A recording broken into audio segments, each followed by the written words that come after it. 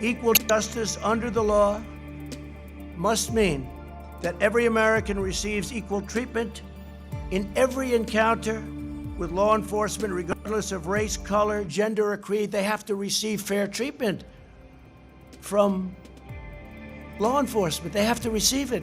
We all saw what happened last week. We can't let that happen. Hopefully George is looking down right now and saying, there's a great thing that's happening for our country. There's a great day for him. It's a great day for everybody. This is a great day for everybody. This is a great, great day in terms of equality. It's really what our Constitution requires, and it's what our country is all about. Next year, unless something happened where the wrong people get in here, this can turn around.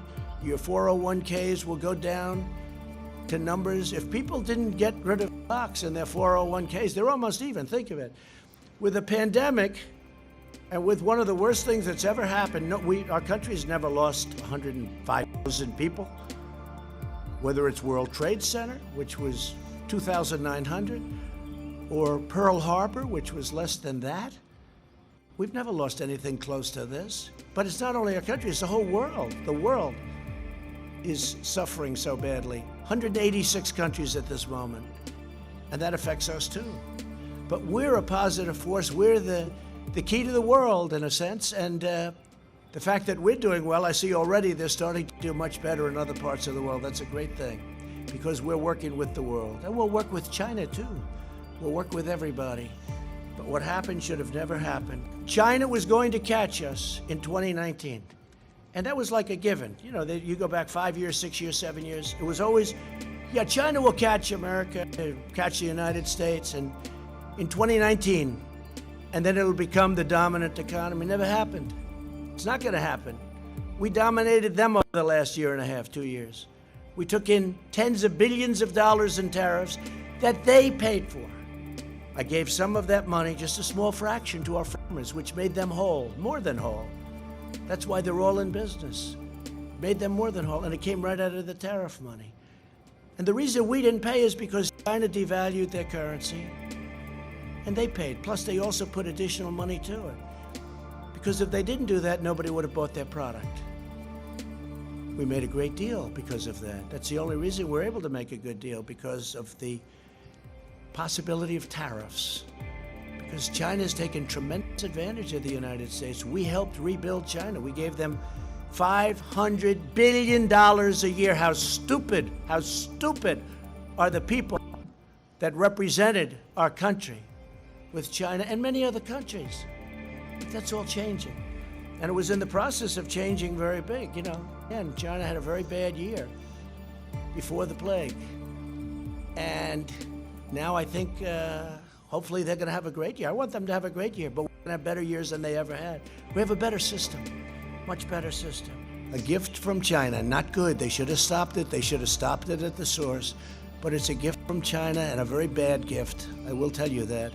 And you do say, how come at Wuhan, where it started, and they were they were in bad trouble, but it didn't go to any other parts. It didn't go to Beijing. It didn't go to other parts of China.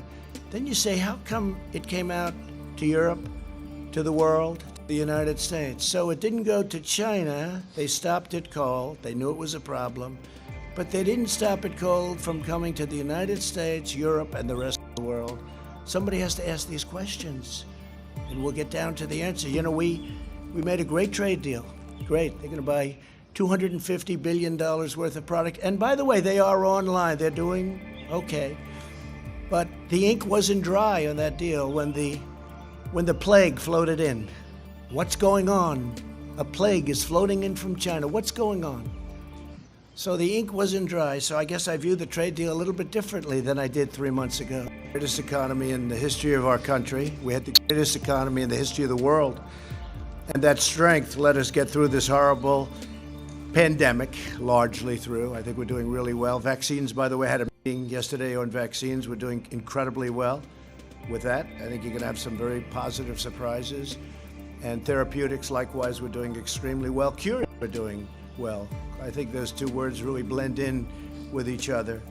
But tremendous progress is being made on vaccines. In fact, we have ready to go in terms of transportation and logistics. We have over 2 million ready to go if it checks out for safety. And it's also, the nice part is we have 4 companies, I guess you could even say 7 or 8 companies that are doing some similar and some very different on the vaccine front, and some similar and some somewhat different on the therapeutic front. So tremendous progress is being made on that. And I think even without that, and I have to say, even without that, and I don't think you're going to be having to use that in the future,